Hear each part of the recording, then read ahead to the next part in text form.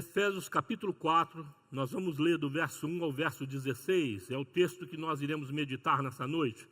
Que o Senhor fale poderosamente no teu coração, amém, igreja? Diz assim o texto: como prisioneiro do Senhor, rogo-lhes que vivam de maneira digna da vocação que receberam. Sejam completamente humildes e dóceis, e sejam pacientes, suportando uns aos outros com amor. Façam todo o esforço para conservar a unidade do Espírito pelo vínculo da paz. Há um só corpo e um só Espírito, assim como a esperança para a qual vocês foram chamados é uma só. Há um só Senhor, uma só fé, um só batismo e um só Deus e Pai de todos, que é sobre todos, por meio de todos e em todos. Verso 7. E a cada um de nós foi concedida a graça conforme a medida repartida por Cristo. Por isso é que foi dito: quando ele subiu em triunfo às alturas, levou cativo muitos prisioneiros e deu dons aos homens. Que significa ele subiu, senão que também havia descido às profundezas da terra? Aquele que desceu, mesmo que subiu acima de todos os céus, a fim de encher todas as coisas. E ele designou alguns para apóstolos, outros para profetas, outros para evangelistas e outros para pastores e mestres, com o fim de preparar os santos para a obra do ministério, para que o corpo de Cristo seja edificado, até que todos alcancemos a unidade da fé e do conhecimento do Filho de Deus, e cheguemos à maturidade, atingindo a medida da plenitude de Cristo. O propósito é que não sejamos mais... Perdão, aqui eu perdi. O propósito é que não sejamos mais conduzidos, ou sejamos mais como crianças, levados de um lado para outro pelas ondas, nem jogados para cá e para lá por todo o vento de doutrina, e pela astúcia e esperteza dos homens que induzem o erro. Antes, seguindo a verdade em amor, cresçamos em tudo naquele que é o cabeça, Cristo. Dele todo o corpo ajustado e unido pelo auxílio de todas as juntas, cresce e edifica-se a si mesmo em amor, na medida em que cada parte realiza a sua função. Amém? Louvado seja Deus. Eu gostaria de compartilhar com a igreja 4 atitudes para desenvolvermos relacionamentos maduros e crescentes. Ou seja, relacionamentos que resultam em crescimento efetivo para a nossa própria vida, para a vida daqueles que têm comunhão conosco, tá certo? Seja em que área for da sua vida, seja na sua família, seja nos seus negócios, seja na igreja. Nós precisamos ter relacionamentos maduros. É fato que nos nossos dias, os nossos relacionamentos não são marcados ou caracterizados pela maturidade. Eles são marcados mais por aquilo que versa o nosso interesse, né? Aquilo que está na flor das nossas emoções, aquilo que nos satisfaz, aquilo que nos cativa. Raramente nós optamos em ter amizades efetivas, relacionamentos efetivos que gera maturidade, te desafia a ser diferente, a mudar de vida. Até na igreja, infelizmente, esse tipo de relacionamento vem perseverando, mas nós precisamos mudar a tônica disso, para que os nossos relacionamentos, seja ele com família, seja ele com quem for, resulte em maturidade e crescimento efetivo. Amém, irmãos? Esse é o desejo de Deus para conosco. Primeira característica desse amor, que ele expressa aqui nessa carta, nesse capítulo especificamente falando, no verso 1 ele vai dizer, é que nós devemos viver de modo digno da nossa vocação. E aqui você poderia traduzir isso, missão e responsabilidade. Nós precisamos caracterizar dignidade, ou tirar, ou fomentar dignidade a partir dos nossos relacionamentos. E como é que nós fazemos isso? Nós precisamos eleger alguns conceitos ou estado de ser para que sejam prevalecentes dentro desses relacionamentos que nós mantemos uns com os outros. Amém, irmãos? E com Deus também. Nós precisamos ser, primeiramente, completamente humildes, diz a palavra. Não é mais ou menos humildes. É completamente, plenamente. É no seu todo. Tá certo? É no seu pensamento, na sua alma, nas suas emoções, nas suas percepções, na sua maneira de olhar o seu próximo e olhar aqueles que estão se relacionando com você. É banir de fato da sua vida qualquer resquício, qualquer atitude que possa transparecer a você ou para outros arrogância. É preciso ser completamente humildes. E falando de humildade, evidentemente você se remete a Filipenses capítulo 2, que quando fala de Cristo, fala que ele se esvaziou de si, assumindo a forma de gente, né? Carne e sangue. Ele precisou se esvaziar para andar conosco. E foi humilde, assumindo a condição de servo. O servo naquela época não tinha nenhum direito, nenhum valor dentro do processo. Tá certo? Menos que ele era só a mulher na perspectiva daquela época, que Jesus veio dar uma conotação totalmente diferente. Tanto a mulher quanto aos servos. Servos do Senhor são aqueles que, amados, vão sentar à direita do Pai no amanhã. Porque Jesus te chama para ser servo, mas ele vai desenvolver uma caminhada contigo a ponto de chamar amigo. A ponto de compartilhar não só aquilo que é dele, mas a própria vida dele contigo. E ele assim o fez através da habitação do Espírito Santo em nós. Amém, irmãos? Um outro princípio que nós precisamos fomentar para que esses relacionamentos sejam caracterizados por dignidade é docilidade, educação. Sermos mais meigos, menos brutos, menos reativos, com respostas impensadas às vezes, ou debaixo de estresse. A vida, ela é aflitiva, mas nós precisamos nos educar, nos vigiar para darmos respostas, amados, mais meigas às pessoas. Palavras que não geram confrontos, mas encontrem guarida no coração daquele que ouve. Dá para entender o que eu estou falando? É simples, não é? Eu falando assim, né, do meu jeitão, falo assim, o pastor está falando de si mesmo. E é verdade, porque a gente meio, né, é temperamental, muito objetivo, precisa vigiar, pôr guarda na boca, porque senão as suas emoções te traem. Aqueles que são mansos, são mais quietos, são mais assim dóceis por natureza, né? Falam mais baixo, mais pausadamente, esses não têm problema com isso. Mas a grande maioria do povo que está vivendo hoje nessa pós-modernidade, nessa corre-corre, nessa cobrança excessiva, na pressão que existe sobre cada um de nós, às vezes nós soltamos cada palavra, que eu vou te falar uma coisa. Mais parece um coice do que, né, um verbo aí, uma frase que a gente solta. Machuca bastante as pessoas. Então, se você quiser dar dignidade, seja uma pessoa educada, meiga, em nome de Jesus. E ele vai falar mais. Ele vai dizer que nós precisamos exercer também a paciência. Sejam dóceis e pacientes. Esperei pacientemente no Senhor, né? E o Senhor veio e nos atende. Quando você espera pacientemente, o que é esperar pacientemente?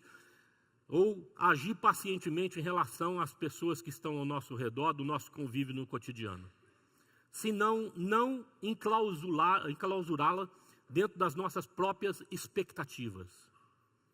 É você ter paciência de esperar ela crescer, se desenvolver. Não é assim quando você cria os seus filhos em casa? Ninguém obriga eles a começar a falar, né, o beabá certinho. Não é? Nós esperamos ele ir aprendendo. E quando fala errado, você vai lá pertinho dele e repete comigo. Papai, mamãe, não é? Não é assim? Então a paciência é exercida dentro das limitações e percepções e desenvolvimento daquele que anda contigo. Não é você que transfere para ele a sua expectativa e com certeza vai se frustrar nisso. Tá certo? E no meio da frustração você vai perder a paciência. Então você fala para o seu filho assim, não faz isso, filho. Ele vai lá e faz. Aí você fala, não faz isso, filho. Ele vai lá e faz. Aí ele faz 1, 2, 3, 4. Quantas vezes ele precisa fazer para você perder a paciência? Não fala nada, não.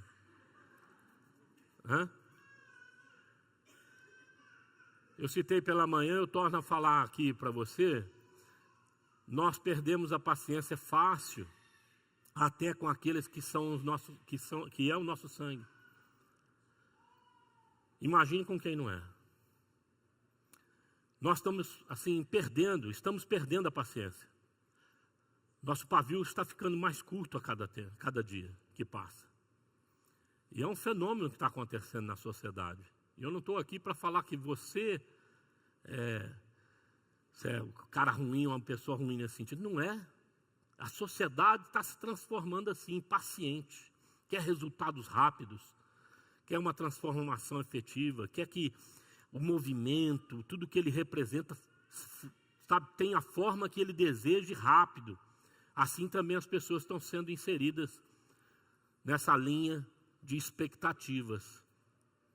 E aí, meu irmão, fica muito difícil conviver dentro dos nossos relacionamentos, trazer dignidade para dentro deles, né? Quase sempre a gente pisa naqueles que não podem ser pisados. Aliás, ninguém deve ser pisado. Amém, irmãos? E por fim ele vai falar o amor. Paciente, suportando uns aos outros com amor. Quando se lê suportando, acha que o cara está andando com um espinhento, né? Com um cara amargo, com uma pessoa chata.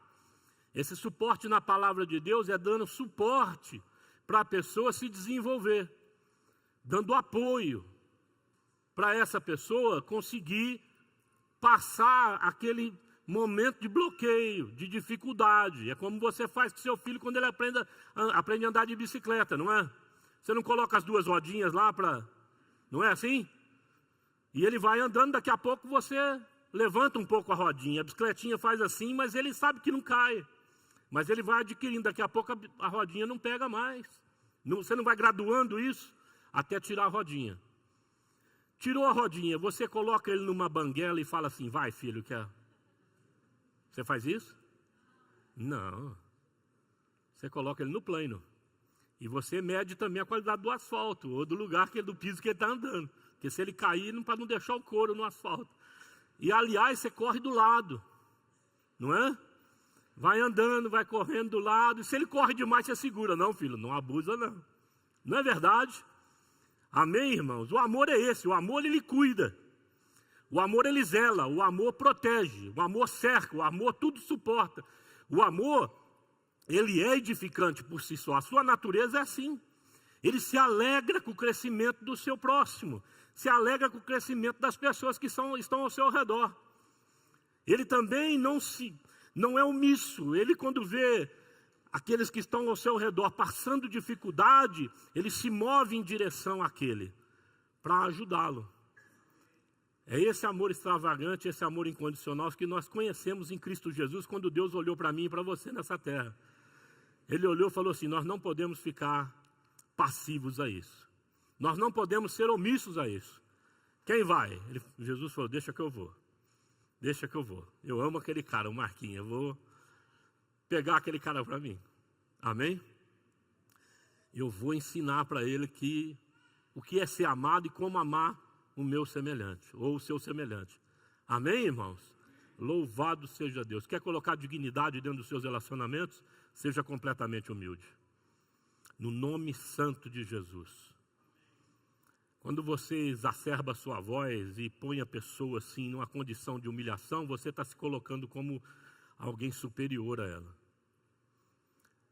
Alguém que não tem consideração e não tem respeito para com aquele que está ao seu lado. Quando você omite a sua família participar dos seus sonhos, ô homem de Deus, presta atenção, da construção da sua vida, e você monopoliza isso em função de uma interpretação equivocada da Bíblia, né? O homem é o cabeça da mulher, a mulher, né, cabeça dos filhos, e assim vai, porque Deus é o cabeça do homem, e acha que o homem, né, tem que ser o provedor e aquele que faz tudo, e não participa a família.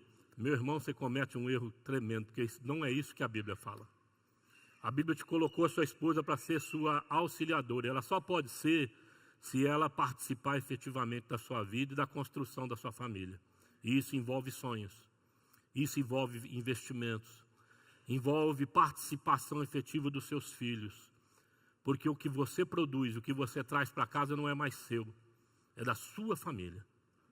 Dá para entender isso? E a família é um lugar de capacitação.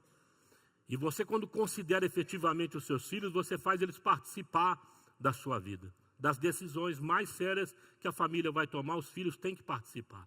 Para aprender que a decisão não foi do papai, foi da família. Amém? Isso sim é bíblico. Amém, queridos? Você vai trazer dignidade para a sua família agindo como você está me ouvindo dizer agora. Segundo, se esforce para manter a unidade sob a paz. No versículo 3 ele vai dizer assim: façam todo esforço para conservar a unidade do Espírito pelo vínculo da paz. Faça todo esforço. Não é qualquer esforço. Tudo que você puder fazer para ter paz, faça. Por quê? Há um princípio na palavra que diz que Deus não habita em meio à confusão. Tudo que estabelece confusão, pode ter certeza, Deus não está nisso. É Satanás que vai estar lá. É o inimigo que vai estar nisso. Então, amado, todo esforço ainda é pouco. Amém? Vira do avesso. Dá uma volta. Vai andar 11 quilômetros. Chama o Silvio para uma corrida. Aí volta para casa com a cabeça fria e toma suas decisões. Mas não cause confusão em nome de Jesus. E para termos o vínculo da paz na nossa casa, nós precisamos eleger alguns pontos fundamentais. Primeiro, a nossa vida espiritual. Ele vai falar que a nossa fé é baseada num só Senhor. Amém? Uma só esperança, uma só fé e um só batismo. Amados, nós precisamos como família priorizar isso. Isso aqui é inegociável na nossa família. A Bíblia vai falar que o cordão de 3 dobras não se rompe. Então, quando nós colocamos Jesus como centro dessa família, o centro das nossas decisões, aquele que norteia o nosso diálogo, aquele que norteia as nossas decisões, dificilmente essa família vai entrar em situações de estresse a ponto de competir, a ponto de disputar e tornar o relacionamento tenso. O Ben Alves fala numa crônica sobre casamento, eu citei na aula que nós estamos dando aí para o Conselho de Pastores, para os alunos, eu citei sobre a comparação que ele faz. Ele fala que existe casamentos tipo jogo de tênis e casamento tipo frescobol. O jogo de tênis você tenta vencer o outro e você joga a bolinha longe do alcance dele, né, Nelson? Você que joga tênis, o Cabral também aqui, é difícil. Um casamento assim é muito complicado, né? Então, um sempre querendo aparecer mais que o outro, um querendo derrubar o outro, aí não dá. Não sei se o seu casamento é assim. Se for, você já desiste desse negócio, tá certo? Porque é muito ruim. O negócio é jogar frescobol. Como é que é a teoria do frescobol? Ou o princípio dele? É não deixar a peteca cair. Não tem que ter um vencedor. Só é vencedor se os dois manterem a peteca no ar. Amém, irmão? Então não tem competição, tem cooperação. Aleluia? Isso se aplica também em qualquer equipe. Nós temos que ensinar a todos em casa. Então você tem lá seus filhos, tá certo? E aí tem a sua esposa que fica em casa, você privilegiado, tem condição de mantê-la em casa. E ela está lá, ela faz comida, ela lava o prato, ela lava comida, lava a roupa, e passa a roupa, e e não sei o quê, e guarda o sapato que a molecada deixou. E os seus filhos fazem o quê? O que eles fazem? Coopera, né? Não preciso falar nada.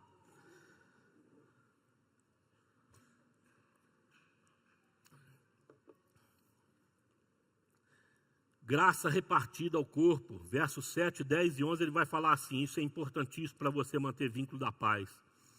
Estou falando isso, irmãos, porque quando não há cooperação dentro de casa, o marido chega tarde, no final da tarde, a mulher está lá com o cabelo tudo desgranhado, revoltada, já quer matar um filho dela, ou se não pegou já um no caminho, né? Ele fala, poxa, não dá, você é muito estressado, você fica em casa e não faz nada. Que não faz nada. Vai cuidar de filho para você ver. O negócio não é brincadeira. Eu tive 3 e um perto do outro. A Tina era especialista nesse negócio de um perto do outro. Estressa a máquina, gente. Os caras ficam doidos. Tem que ajudar. E aí não tem love, não tem um ambiente bacana. Então a gente precisa cooperar. A paz vai embora nesse ambiente assim. No verso 7 vai dizer assim, amados, a cada um de nós foi concedida graça conforme medida repartida por Cristo. Aí ele vai lá no versículo 10, vem comigo lá. Vai dizer assim, Aquele que desceu é o mesmo que subiu acima de todos os céus, a fim de encher todas as coisas. E ele designou alguns para apóstolos, outros para profetas, outros para evangelistas, outros para pastores e mestres. Amém? Deu dons. Ele deu dons para nós, ele nos deu habilidades e nos deu capacitações. Uma família, uma equipe, uma igreja tem que ter isso bem claro na mente. Qual é o seu dom? Qual é a sua qualificação ou sua habilidade, a sua capacitação? É igual a da sua esposa? Duvido muito. Duvido muito. Porque Deus, na multiforme sabedoria dele, nos fez se relacionar com pessoas que recebem dons diferentes dos nossos. Para que nós possamos praticar o que nós chamamos de interdependência. Eu não dependo, mas eu preciso interdepender. Eu só dependo de Deus. Mas eu necessito do meu irmão para crescer, para enriquecer a minha área fraca, aquele meu lado que eu não possuo, aquele dom que eu não tenho, aquela característica, capacitação que eu não tenho. E aí então a gente vai se relacionando e mutuamente se edificando, mutuamente se aperfeiçoando. Amém, irmãos? Há de se ter isso, porque isso também agrega dignidade. Quando a esposa percebe que você a olha com admiração, porque ela tem dons, ela tem talentos, amém? Ela tem habilidades e capacitações que você percebe que você não tem, então você a valoriza, e isso dá dignidade a ela, e vice-versa. Mulher é mais fácil de honrar o seu marido nesse sentido, é mais difícil encontrar um marido que olha com a esposa, para a esposa com esses olhos, que ela vai agregar de fato na vida dele. Então, se você quiser trazer dignidade para a tua casa, quiser manter em paz o seu relacionamento dentro de casa, respeite essas diferenças, submeta a elas. Até filhos, amados, eles possuem características diferentes dos pais. Quando eles vão crescendo, eles começam a entrar dentro da dinâmica da família. Observe os seus filhos, eles têm muito para nos ensinar. Amém? Eu conversando com um jovem ontem aqui, ele falou assim para mim: pastor, está difícil comunicar com os pais. O mundo deles é outro, não tem nada a ver com a gente. A maneira de pensar, a maneira de ver as coisas não tem nada a ver, está muito distante. Sabe o que está faltando, né? Diálogo, interesse efetivo de uns para com os outros. Às vezes nós olhamos a juventude e a juventude nos olha como ninguém tem para acrescentar nada a ninguém aqui. Esse aqui está velho, antiquado e quadrado. Vamos pôr para escanteio. O outro, meu Deus, só tem vento na cabeça. Mais ou menos isso que os mais velhos pensam. Coitado dessa próxima geração, o que vai acontecer? Mas, na verdade, são perspectivas e mundos diferentes. Que nós vamos precisar aprender a andar nessa ponte. De um lado para o outro. Ir e vir, amado. Da mesma maneira que nós vamos ter que receber também. Amém, irmãos? Em nome de Jesus. Você vai ter mais paz no seu lar se você parar para ouvir seus filhos mais jovens aí, com muito respeito, com muita atenção. Eles têm habilidades e dons diferentes dos seus, e perspectivas que você não tem. Terceiro, estabeleça propósito para os seus relacionamentos. Verso 12, 4. Ele vai dizer assim, 12, 14. Opa, vamos lá. Com o fim de preparar os santos para a obra do ministério, para que o corpo de Cristo seja edificado, até que todos alcancemos a unidade da fé e do conhecimento do Filho de Deus, e cheguemos à maturidade e atingir a medida da plenitude de Cristo. No verso 14, o propósito é que não sejamos mais como crianças, levados de um lado para outro pelas ondas, nem jogados para cá e para lá, por todo o vento de doutrina e pela astúcia e esperteza dos homens que induzem ao erro. Amém? Nós precisamos estabelecer propósitos bem claros nos nossos relacionamentos.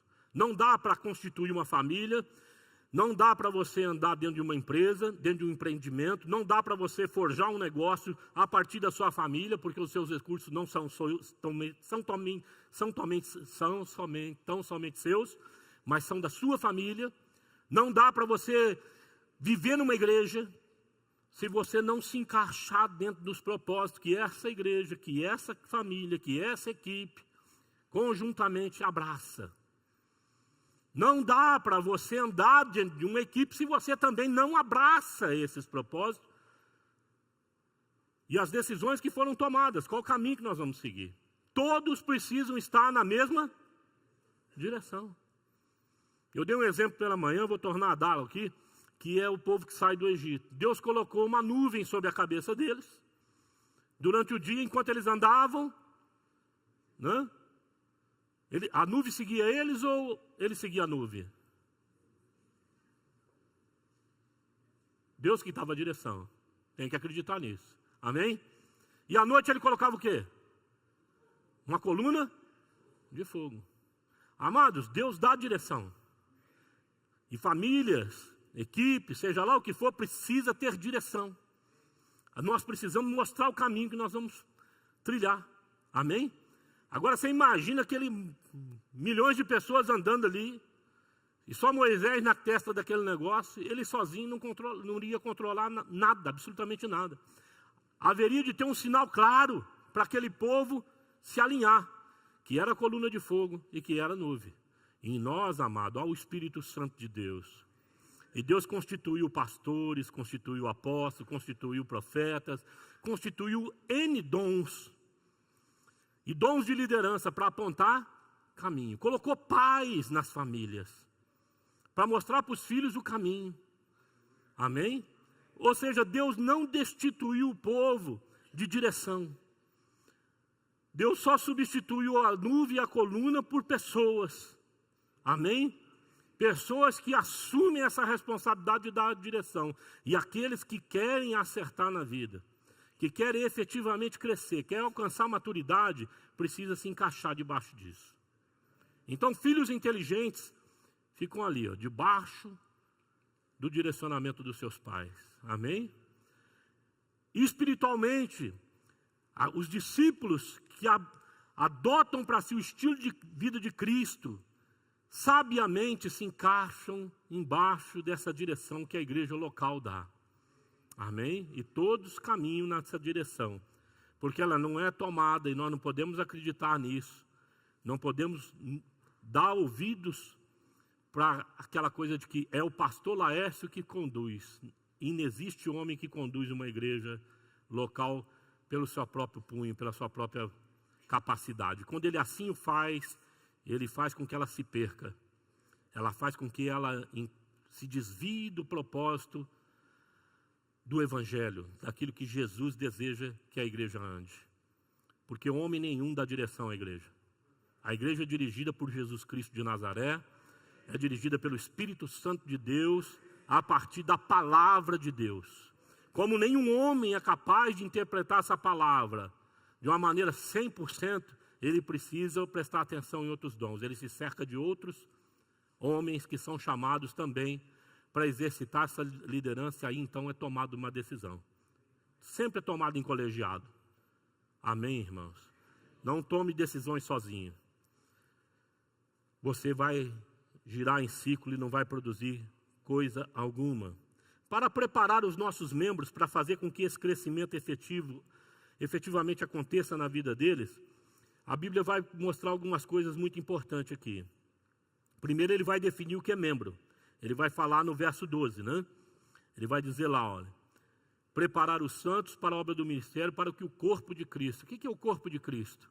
O corpo de Cristo somos nós reunidos aqui? Também é, não é? Mas primordialmente o corpo de Cristo é a família. Eu e minha casa serviremos o Senhor. Amém? Eles, unidos, formando juntamente com outras famílias, vai formar o corpo de Cristo. Somos a igreja. Amém? Então, para edificar a sua família, edificarmos tudo aquilo que você faz, porque tudo que você faz é espiritual, é preciso dar um propósito e uma direção. Ele também vai dizer que todos nós devemos cooperar para a edificação. Não é responsabilidade de um. Não é a responsabilidade do pai. Famílias que deixam um fazer, pode ter certeza, eles vão guardando na gaveta, porque quando a coisa der errado, o que eles fazem? Fala aí, o que você acha que acontece? O cara faz tudo, ninguém faz nada. Quando a coisa dá errado, o que a família faz? Foi você. Não é? Isso é correto? Não. Ou é nosso, ou não é de ninguém, gente. Não pode eleger um como responsável, porque eu vou te falar uma coisa, você não acerta todas. Ninguém acerta todas. Nós precisamos ter isso em mente. Nós tomamos decisões equivocadas vez por outra. Não é verdade? Então, sejam sábios, em nome de Jesus. Unidade na fé, entenda a esperança e a fidelidade quanto ao versículo 13. Ele vai dizer assim, olha, no verso 13. Até que todos alcancemos unidade na fé e do conhecimento do Filho de Deus e cheguemos à maturidade. Não pode ter infantilidade na caminhada. Irmão, já viu uma travessia do deserto ser só mar de rosa, sem sol, sem sede? Toda construção de vida, construção de qualquer coisa, gera percalços, gera dificuldade. Casamento, quando você entra nele, legal? Você casou com a Daiana faz pouco tempo, né? Então você vai lá, bacana, lua de mel e tal, mas depois quando você começa a conviver junto e construir a vida, quando vem os filhos, e vem a escola, tem que acordar todo dia de manhã, aí você logo pensa, 8 anos acordando às 6 da manhã. Hã? Não é? Comida na hora, e tudo, e grana, e tem que... Está tudo marcadinho, parece que está tudo programado. E você fica ali, dando respostas efetivas sem esmorecer. Não é não? É difícil? É muito difícil, amado. Não é brincadeira. Mas se você tem um alvo, uma meta, você vai até o fim. E aí quando chega o dia da formatura, você vai lá toda vaidosa, vaidoso, né? Doa o sangue lá, né? E o moleque leva a glória. Não é? Não é, né? E bota lá a berca, tal, foto, e faz o álbum, e esse meu filho é uma benção. É assim que funciona. Amados, isso é o amor de Cristo. Isso são os relacionamentos marcados com a dignidade e com o respeito, com a satisfação e com o amor totalmente extravagante, que não está em nós, vem de Deus em nós. A gente sacrifica a vida pelos nossos filhos, nós precisamos também investir a nossa vida uns nos outros. Amarmos uns aos outros, cuidarmos uns dos outros, zelarmos uns pelos outros. Amém, querida? Em nome de Jesus, caracterizar o nosso relacionamento com esse amor, com essa percepção de, vamos crescer, em nome de Jesus. Amém? Vamos todos, em nome de Jesus, alcançarmos a maturidade. Aonde chega qualquer coisa que estremece a família é madura o suficiente para olhar para o pai, para a mãe, para os irmãos e falar assim, ixi, aqui em casa ninguém balança a perna não. A tempestade vem, a dificuldade vem, a aflição vem. Eu já vi meu pai falar assim, olhar nos olhos de cada um e falar assim, Deus é fiel. Pode vir, mas nós não vamos ser abalados. Vai cair 1000 de um lado, mas nós não seremos atingidos. Aleluia! Porque ele vê isso, ele vive isso. Ele participa desse negócio. Ele vê e participa das orações que nós fazemos para os nossos irmãos, para os alvos e metas que nós temos. Alguns anos atrás, eu e a Tina passamos assim uma certa dificuldade, estávamos sem grana para... Aliás, nós nunca tivemos essa grana toda para comprar roupa para a molecada como eles gostariam. E a Larissa fez uma lista em Alzer, uma lista desse tamanho. Falou, quero isso aqui até o final do ano, papai. Meu Deus, meu pai serve o Senhor, então vamos orar nesse negócio. Minha família sempre serviu o Senhor. E eu e a Tina olhamos aquela lista. E chegou no final do ano, adivinha? Cheio de tique assim, ó. Deus cumpriu a lista toda. A Tina foi lá, levou um caderninho para ela. Falou, filha, bota aí mais os meus também. Esse Deus não é Deus maravilhoso, amado? Tremendo. Porque ela percebia que nós também conquistávamos as coisas assim. Né? Olhando para o Papai do Céu e Deus vai abrindo porta. Aleluia. Para encerrar, defina os deveres de cada membro do corpo. Amém, irmãos? É preciso definir. Ele fala assim, olha, no verso 15. Antes, seguindo a verdade e amor, cresçamos em tudo naquele que é o cabeça, Cristo. Dele todo o corpo ajustado e unido pelo auxílio de todas as juntas, cresce e edifica-se a si mesmo em amor, na medida em que cada parte realiza a sua função. Cada parte realiza a sua função. Amém? Daiane, você foi lá no hospital? Amanhã? Mas já passou uma primeira vez lá, né? A Dalvinha que te arrumou lá? Na unidade de emergência. Ela estava com um problema. E chegou a nós, a família. E a Dalvinha, que trabalha no Hospital das Clínicas, a gente falou com ela, ela já procurou encaminhar a Daiane. Era difícil, porque o sistema SUS, complicado. Amanhã ela já tem um retorno para começar o tratamento lá. Por que eu dei o testemunho dela que agora, aconteceu agora? Amado, é responsabilidade de todos nós cuidarmos uns dos outros. Todos nós precisamos responsabilizar pelo crescimento da nossa família, pelo crescimento da igreja, pelo crescimento do nosso negócio, dos nossos empreendimentos, daqueles que convivem conosco. Nós precisamos olhar com esses olhos e orarmos por eles. Senhor, me capacita para que eu, através dos meus dons, através das minhas capacitações, das minhas habilidades, eu edifique a vida dos meus irmãos, a vida daqueles que compartilham comigo a vida deles. Vamos ficar de pé, eu quero orar com vocês.